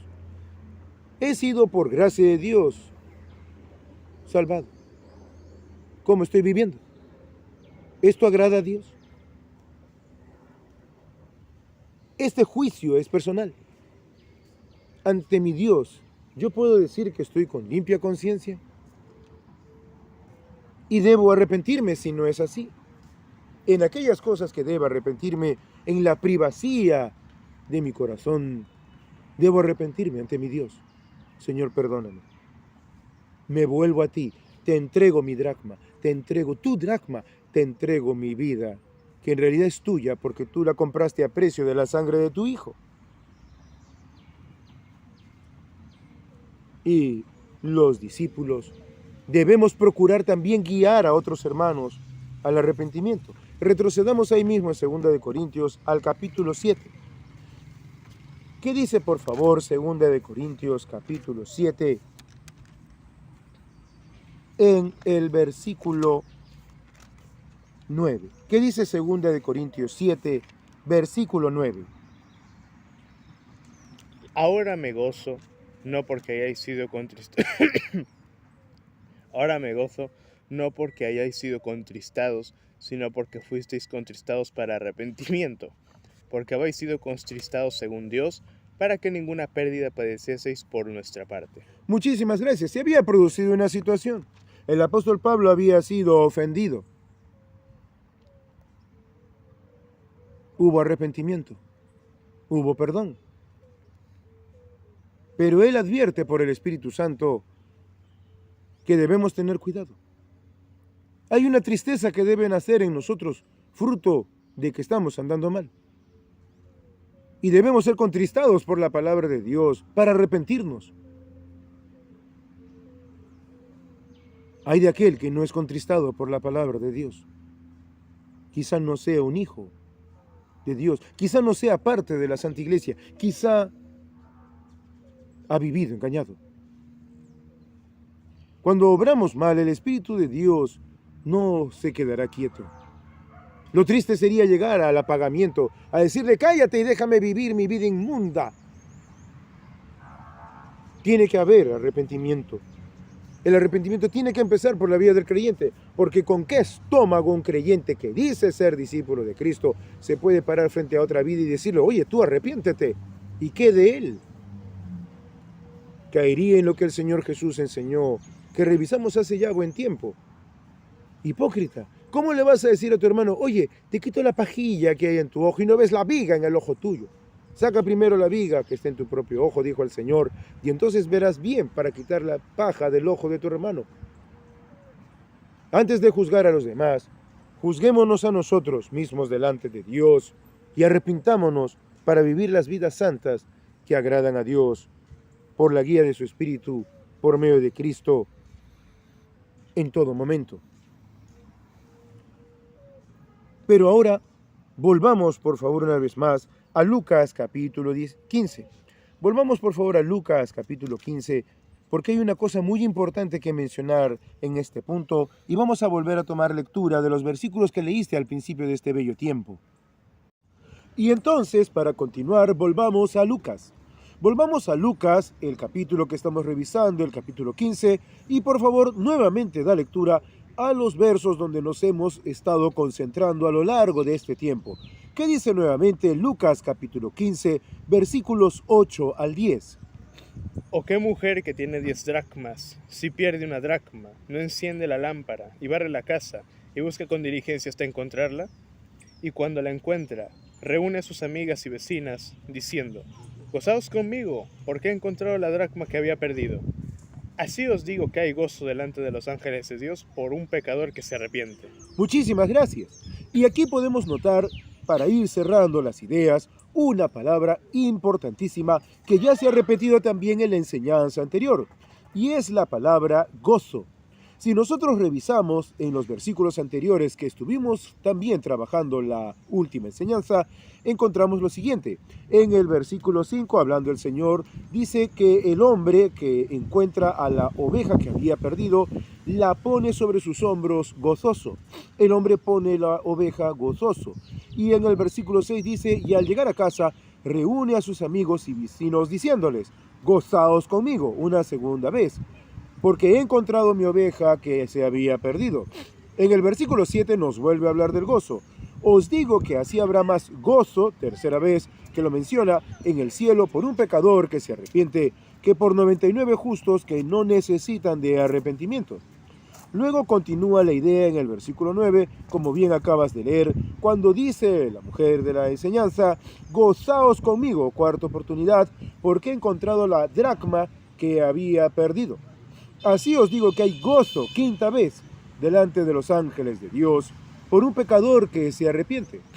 Si Dios mismo, el Señor Jesucristo, nuestro Señor y Dios, ha mencionado 5 veces la idea del gozo, es porque es importante. Y es importante porque el discípulo que está enfocado en Cristo y en su ministerio, y que está enfocado en la verdadera ofrenda, que como hemos visto a lo largo de esta enseñanza, la verdadera ofrenda, la verdadera dracma, no es otra cosa que la vida del incrédulo para salvación y del creyente para santificación. Está llamado entonces el creyente, con el correcto enfoque en el Señor y su ministerio, a buscar el verdadero gozo. Mucha gente confunde la alegría con el gozo. No son lo mismo. La alegría es una emoción. Podemos alegrarnos por muchas cosas, pero el gozo es la convicción que va a producir una alegría pura y permanente. Hay alegrías que no son puras y que no son permanentes. Pero el gozo del Señor producirá una alegría permanente aún en medio de las dificultades. Vamos a un pasaje muy pequeño de la Escritura. Vamos a Primera de Tesalonicenses. En Primera de Tesalonicenses, enseñando la enseñanza que por el Espíritu del Señor el apóstol Pablo está dando a los hermanos que vivían en Tesalónica, dice así, en Primera de Tesalonicenses, capítulo 5, ¿qué dice la Escritura, por favor? En el versículo 16, un pasaje muy corto de Primera de Tesalonicenses, capítulo 5, versículo 16, hablando justamente del gozo que debemos procurar. Primera de Tesalonicenses 5, 16, ¿qué es lo que dice? Estad siempre gozosos. Muchísimas gracias. Un pasaje muy corto y que es literalmente un imperativo. Por eso mucha gente se confunde, porque no tienen en claro qué es el gozo. ¿Cómo puedo estar yo sonriendo en medio de un problema? Y yo le diría, no se confunda. Tenemos, por lo general, en nuestro idioma, una idea de sinónimo entre alegría y gozo, y no es así. El gozo es una convicción que debemos procurar y que producirá en nosotros alegría. Pero vamos a escarbar un poco en la Escritura para entender un poco más esto del gozo que debemos procurar y que tuvo esta mujer en la enseñanza de nuestro Señor Dios y Salvador Jesucristo por haber encontrado esta dracma, este dinero, esta manifestación de la verdadera ofrenda. Vamos al Salmo 16. En el libro de los Salmos, vamos por favor al Salmo número 16. En este salmo vamos a encontrar algo muy importante que tiene que ver con el gozo y que nos va a dar una luz acerca del gozo que viene de parte de Dios. ¿Qué dice la Escritura, por favor? En el Salmo capítulo 16, vamos a leer desde los versículos 8 al 11. ¿Qué dice la Escritura en el Salmo 16, versículos 8 al 11? A, a Jehová he puesto siempre delante de mí, porque está a mi diestra, no seré conmovido. Se alegró por tanto mi corazón, y se gozó mi alma. Mi carne también reposará confiadamente, porque no dejarás mi alma en el Seol, ni permitirás que tu santo vea corrupción. Me mostrarás la senda de la vida, en tu presencia hay plenitud de gozo, delicias a tu diestra para siempre. Muchísimas gracias. Y ya estamos viendo dónde el creyente, el discípulo de Cristo Jesús, nuestro Señor Dios, puede hallar el verdadero gozo. El verdadero gozo en plenitud está en la presencia misma de Dios. Y como lo dice el versículo 9 que has leído, el gozo estaba en su alma. Alma como sinónimo de mente, una convicción. El gozo debe estar en nuestra mente, es una convicción. ¿Y quién es el que convence tanto al creyente como al incrédulo de pecado, justicia y juicio, y el que nos hace entender las Escrituras? Pues el Espíritu Santo. Es la persona de Dios hecho Espíritu quien nos va a convencer y por lo tanto quien va a sembrar el verdadero gozo en nuestra mente, en nuestra alma, para que éste a su vez produzca alegría. Vamos por favor a Romanos. En Romanos, la carta que escribió por inspiración del Espíritu Santo el apóstol Pablo a los hermanos que estaban en Roma, vamos a Romanos por favor al capítulo 14.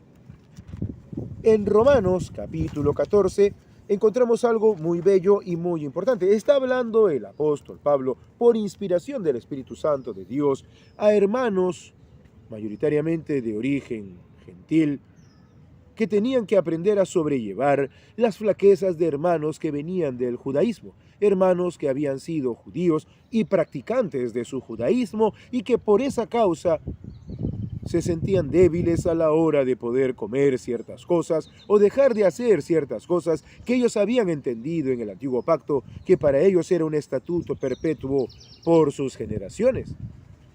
A estos hermanos, la Escritura nos enseña a tratarlos como un poco débiles en la fe, y hay que sobrellevarlos. Si un hermano, amigo nuestro judío, viene a casa, no le voy a invitar a comer algo que él entiende no debe comer.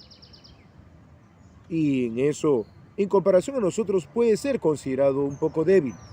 Sin embargo, la Escritura nos enseña algo muy importante y lo vamos a ver en Romanos capítulo 14, versículos 14 al 17. ¿Qué dice la Escritura, por favor, en Romanos 14, 14 al 17? Yo sé y confío en el Señor Jesús, que nada es inmundo en sí mismo, mas para el que piensa que algo es inmundo, para él lo es. Pero si por causa de la comida tu hermano es contristado, ya no andas conforme al amor. No hagas que por la comida tuya se pierda aquel por quien Cristo murió. No sea, pues, vituperado vuestro bien, porque el reino de Dios no es comida ni bebida, sino justicia, paz y gozo en el Espíritu Santo. Muchísimas gracias. Y aquí la Escritura nos aclara un poco más el zoom de nuestra cámara fotográfica imaginaria y nos enfoca mejor. Ya sabemos que el gozo es una convicción y que lo debemos procurar, como dice Primera de Tesalonicenses. Estad siempre gozosos. Es una orden. Yo debo procurar el gozo. El gozo es una convicción, como lo vimos desde el Antiguo Pacto en el Salmo 16. Es un gozo pleno que plenamente solo podrá estar en la presencia de Dios. Cuando nosotros estamos en comunión con Él, el gozo vendrá.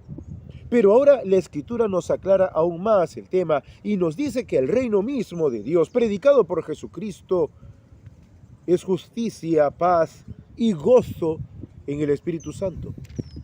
El reino de Dios es gozo, gozo en el Espíritu Santo. No se trata aquí de emociones pasajeras y superficiales o de estados alterados de conciencia, como algunos que se dicen ser creyentes y no lo son, sino que mienten, promueven. Si no se trata de una convicción que solo el Espíritu mismo de Dios puede sembrar y hacer brotar en nosotros, una convicción. Vayamos por favor a Gálatas, unos pasajes adelante. De Romanos están las cartas a los Corintios y después está la carta a los hermanos de Galacia. A los Gálatas, vamos a la carta a los Gálatas en la Escritura en el capítulo 5. ¿Qué dice por favor la Escritura en el versículo 22? hasta el versículo 25. Gálatas capítulo 5, versículos 22 al 25. Mas el fruto del Espíritu es amor, gozo, paz, paciencia, benignidad, bondad, fe, mansedumbre, templanza. Contra tales cosas no hay ley. Pero los que son de Cristo han crucificado la carne con sus pasiones y deseos. Si vivimos por el Espíritu, andemos también por el Espíritu. Muchísimas gracias.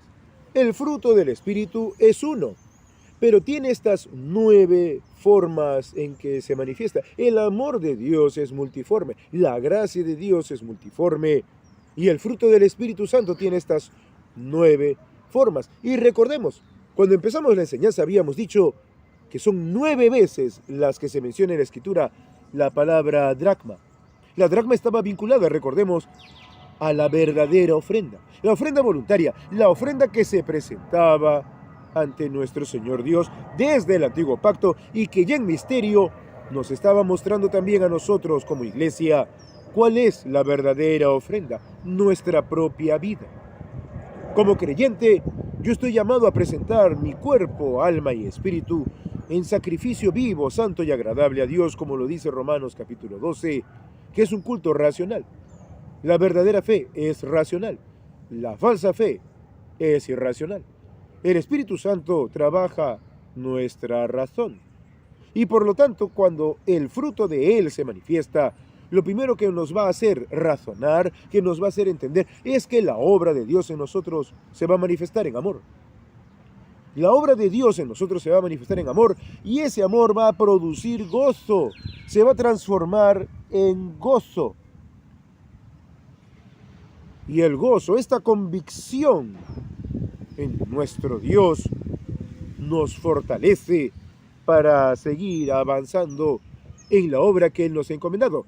Y recordemos la enseñanza pasada, el enfoque en Cristo y su ministerio. Nosotros tenemos una obra en la que debemos esforzarnos, y es el ministerio de Cristo. No lo que yo llame ministerio, sino lo que Cristo mismo llama su ministerio.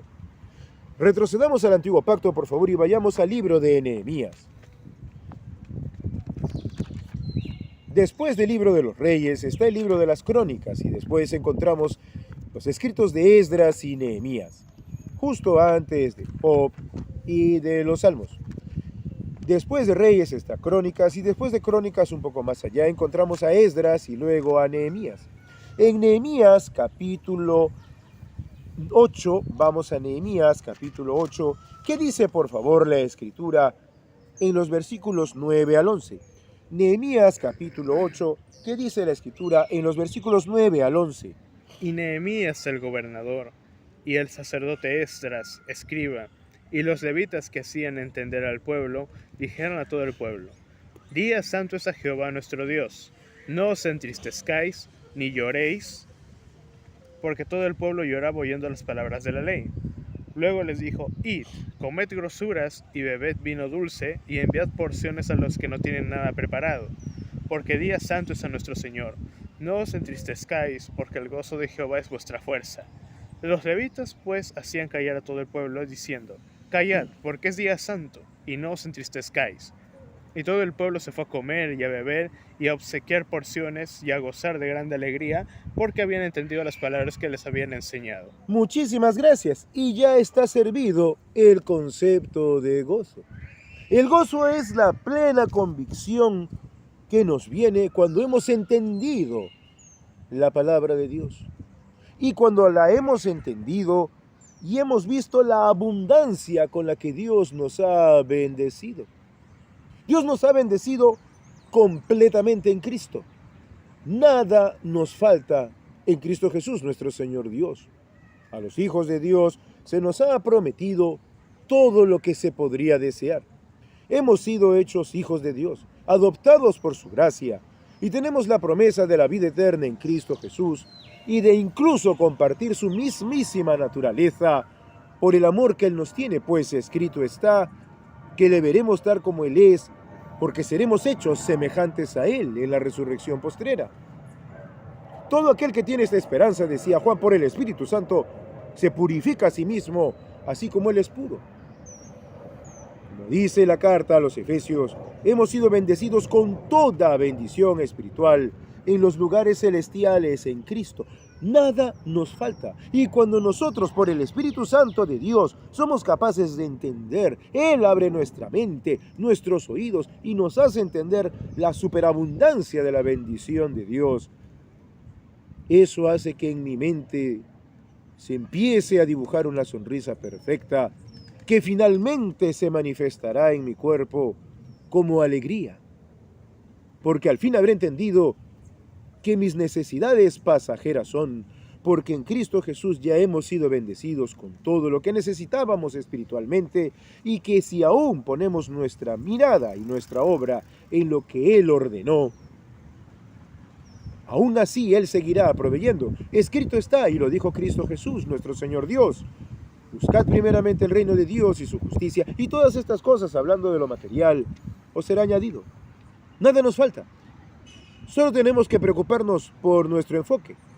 Si como discípulos hemos logrado las 7 características que habíamos mencionado en enseñanzas anteriores, ahora lo que tenemos que hacer es enfocarnos en nuestro Maestro y en su ministerio, en ser como Él y en su ministerio, y conforme el Espíritu Santo de Dios nos vaya mostrando su voluntad y nos vaya mostrando las riquezas de su gloria que nos han sido compartidas por el amor de Dios en Cristo, esto nos dará una sensación, un entendimiento de que nada nos falta, de que estamos rebosantes, llenos, abundantes, incluso para dar a otros lo que hemos recibido, porque no podemos dar lo que no hemos recibido. Si nosotros tenemos algo de doctrina, de vida, de santidad, es por la obra de Cristo. Él lo hizo todo para que nosotros lo recibiéramos todo. En sombra, Israel, el pueblo escogido de Dios en el pasado, lo había recibido todo bajo promesa. Pero se le había advertido a Israel qué pasaría si menospreciaban lo prometido. Vamos por favor a Deuteronomio, el 5º libro de la Escritura. En Deuteronomio capítulo 28. Vamos por favor al 5º libro de la Escritura. Deuteronomio capítulo 28. ¿Qué dice la Escritura, por favor, en los versículos 45 al 48? En Deuteronomio capítulo 28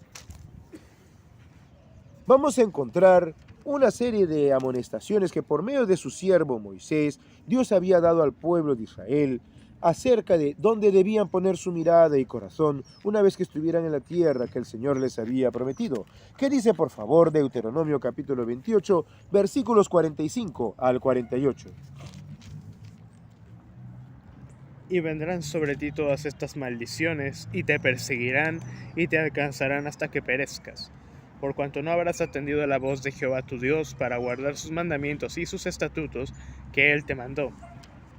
Y serán por ti señal y serán en ti por señal y por maravilla en tu descendencia para siempre. Por cuanto no serviste a Jehová tu Dios con alegría y con gozo de corazón, por la abundancia de todas las cosas, servirás por tanto a tus enemigos que enviare Jehová contra ti, con hambre y con sed y con desnudez y con falta de todas las cosas, y Él pondrá yugo de hierro sobre tu cuello hasta destruirte. Muchísimas gracias. Y fíjate lo que acabas de leer en el versículo 47. Por cuanto no serviste a Jehová tu Dios con alegría y con gozo de corazón, por la abundancia de todas las cosas. Y esto es una cosa constante que se daba en Israel. El Señor en el tiempo del desierto los bendecía y ellos se quejaban. Oh, ¿por qué saquimos de Egipto? Nos hubiéramos quedado ahí. Acá no tenemos carne, no tenemos pan, no tenemos nada. Hay mucha gente que vive menospreciando lo que Dios le da. Ah, ¿por qué Dios no me da a mí también la ropa o la cara o el cuerpo o el dinero o la casa o el carro de aquel o de aquel? Y no son capaces de ver con todo lo que Dios los bendijo espiritualmente, pero también materialmente. Oiga, usted está equivocado, me podría decir cualquiera que escuche o vea este material. Yo tengo una vida muy dura. ¿Cómo que Dios me ha bendecido? Le ha bendecido dándole la vida y le está bendiciendo ahora, permitiéndole escuchar el testimonio de su amor por usted, que como lo dijimos en la enseñanza pasada, Dios lo ve a usted como una oveja tierna, desamparada, y sobre todo indefensa ante el ataque de los depredadores. Dios lo ama a usted.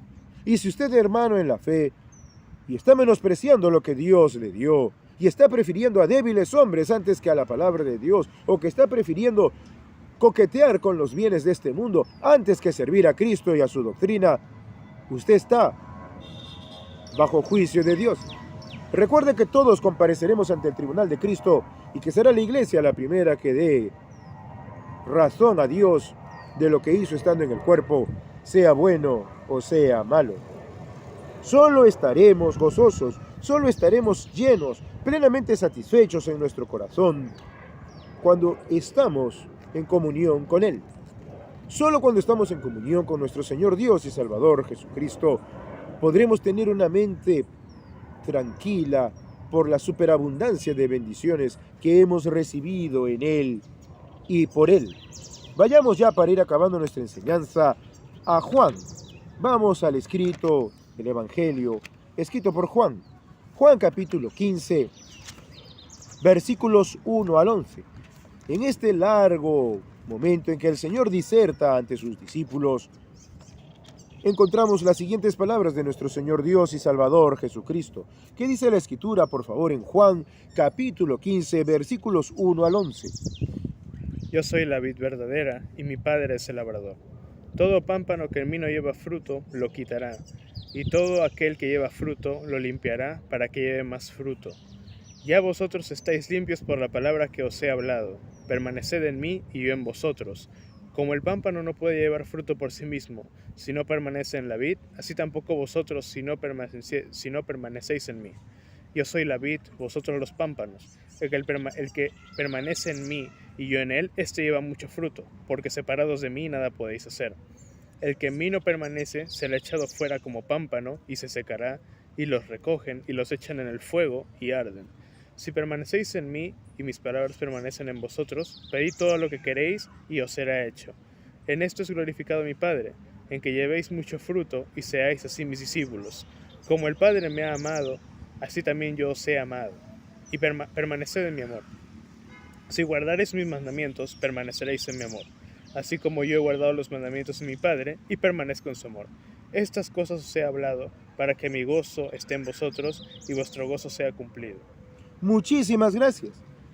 Solamente cuando nosotros estemos permaneciendo en Cristo Jesús, nuestro Señor Dios, en comunión con Él por el Espíritu Santo a través de las Sagradas Escrituras y del testimonio dado por sus siervos los apóstoles, transmitido a los obispos hasta el día de hoy, solo cuando permanezcamos en la verdad de Cristo, podremos dar fruto para Dios y podremos presentar esas gavillas, como lo vimos también en enseñanzas pasadas en el tiempo de Pentecostés. Solo así podremos llegar cargados de dracmas, cargados de vidas que Dios quiere salvar porque las ama.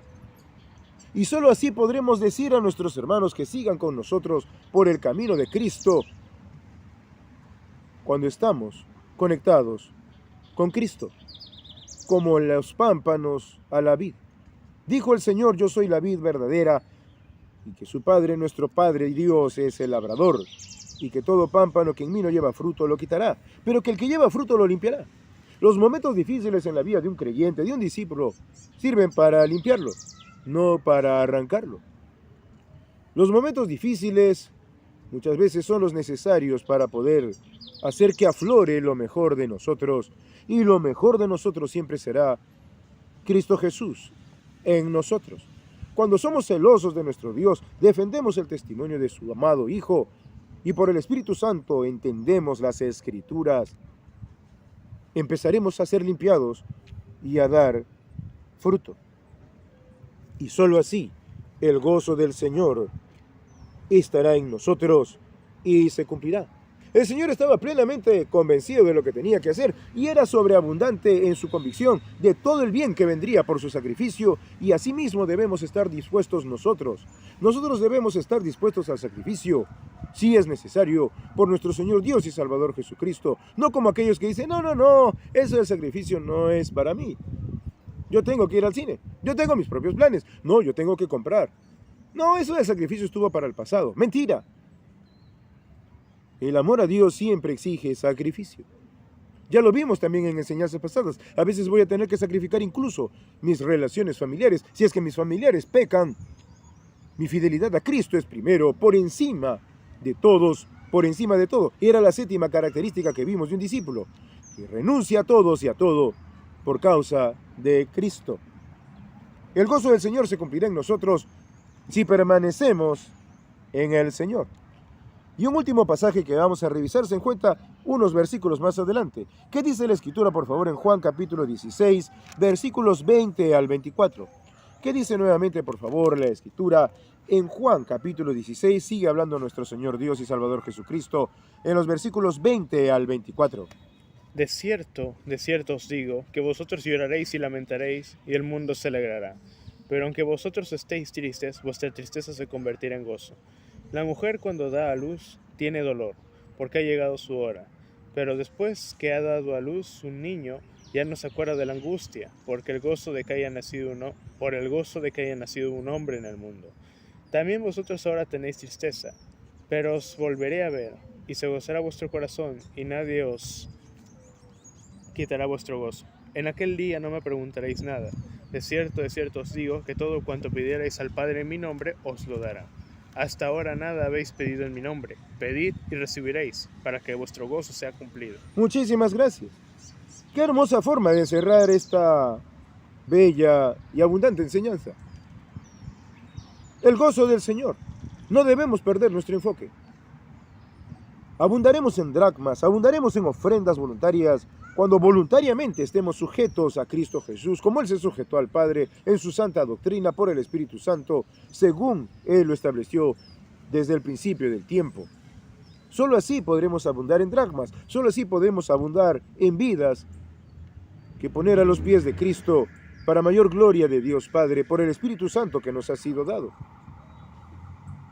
El Señor Jesús, anunciando su muerte, dijo: muchos se alegrarán de que yo me vaya. Hasta el día de hoy hay gente que se llena la boca en contra de nuestro Señor Dios y Salvador Jesucristo. Morirán, como murieron todos aquellos que se levantaron en contra de Cristo a lo largo de los milenios. Ellos también morirán y serán olvidados y su obra quedará en nada. Pero el nombre de Cristo persistirá por los siglos de los siglos, porque a Él le ha sido dado un nombre que es sobre todo nombre. Y nosotros nos gozaremos porque le veremos cuando le recibamos en las nubes en el aire, como está prometido y profetizado. Hasta entonces podemos pedir al Padre en nombre de Cristo, como si Cristo mismo rogase por medio de nosotros, como lo dijo el apóstol Pablo por inspiración del Espíritu Santo a los hermanos de Corinto, cuando se ruega por el ministerio de Cristo a los demás que se reconcilien con Dios. El ministerio que nos ha sido dado es el de Cristo, el de la reconciliación. Dios está reconciliando consigo mismo al mundo en Cristo, al de afuera para salvación y al hermano para santificación. No olvidemos, pues, toda la magnitud de los enormes beneficios que hemos recibido por la gracia de Dios, porque como dijo el siervo de Cristo en el Antiguo Pacto, sirviendo a Dios, Padre, de lo recibido de tu mano, te damos. Dios no necesita nuestras cosas materiales, porque es Él quien nos las da. Dios no necesita nuestras cosas materiales, es Él quien nos lo da todo. Y más allá de lo material nos ha dado lo espiritual, la vida eterna. Le hemos conocido a Él, que es el único Dios verdadero, y a Jesucristo, a quien Él ha enviado. No necesitamos nada, lo tenemos todo. Pero de lo que Él nos ha dado podemos darle lo que Él espera. Y lo único que Él espera son las vidas de las personas que Él ama tanto, que fue capaz de dar a su propio Hijo, a Él mismo hecho carne, para salvarlos, y a nosotros para santificarnos después de habernos salvado.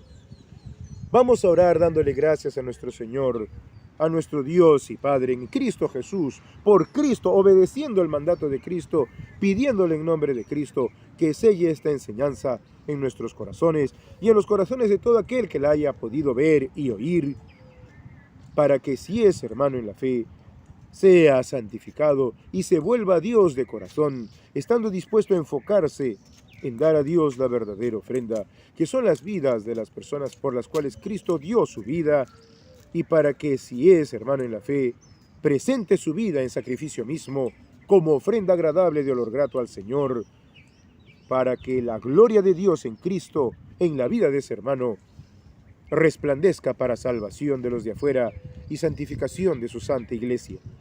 Vamos a orar. Padre nuestro que estás en los cielos, soberano Señor, te damos las gracias por este maravilloso tiempo que nos has permitido tener para cerrar tu sagrada enseñanza, tu santa escritura, siempre clara y diáfana como el cristal, por la luz de tu Espíritu Santo en nosotros. Te damos gracias a ti, oh Padre Santo, porque nos has dado a conocer y nos has dado a beber de tu Espíritu y nos has dado también tus sagradas escrituras, de las cuales nos comprometemos desde ya a ser custodios eternos, para no cambiar ni una jota ni una tilde de lo que tú dijiste por medio de ellas. Gracias, Padre Santo, porque en Cristo Jesús, tu amado Hijo, nuestro Señor Dios, nos has dado también el santo ejemplo que debemos seguir. Y sabemos ahora que lo que tú esperas de nosotros es esa maravillosa dracma, las vidas de las personas por las cuales entregaste a tu propio Hijo para salvarlas y también para reconciliar a aquellos hermanos que, no andando como es tu agrado, andan más bien desordenadamente. Te rogamos, pues, Padre, en el nombre de nuestro Señor Jesucristo, como Él lo mandó, que nuestros corazones estén siempre llenos de gozo, llenos del entendimiento por tu Espíritu Santo, de todas las bendiciones que hemos recibido en Cristo, para que con fortaleza, al igual que tu siervo Nehemías y tus siervos en el antiguo pacto, podamos hacer la obra que nos ha sido encomendada, que es la continuidad del ministerio de Cristo, de invocar a la reconciliación del mundo y de la santificación de nuestros hermanos en todo tiempo. Soberano Señor Jesús, Dios nuestro, te damos las gracias, Señor Jesús, por tu santo ejemplo, porque estuviste dispuesto a dar tu vida y porque son tus propias palabras las que cerran esta enseñanza, llamándonos a estar prendidos de ti como el pámpano de la vid, para que podamos verdaderamente dar frutos a Dios Padre agradables y santos. Gracias porque tú también dijiste y nos advertiste que habría gente que se alegraría de tu partida, pero que al final el gozo nuestro se cumplirá, porque te veremos en tu gloria y seremos hechos semejantes a ti para mayor gloria de Dios tu Padre. Nos comprometemos ante ti, oh Dios y Señor y Maestro nuestro, Cristo Jesús, Señor y Dios nuestro.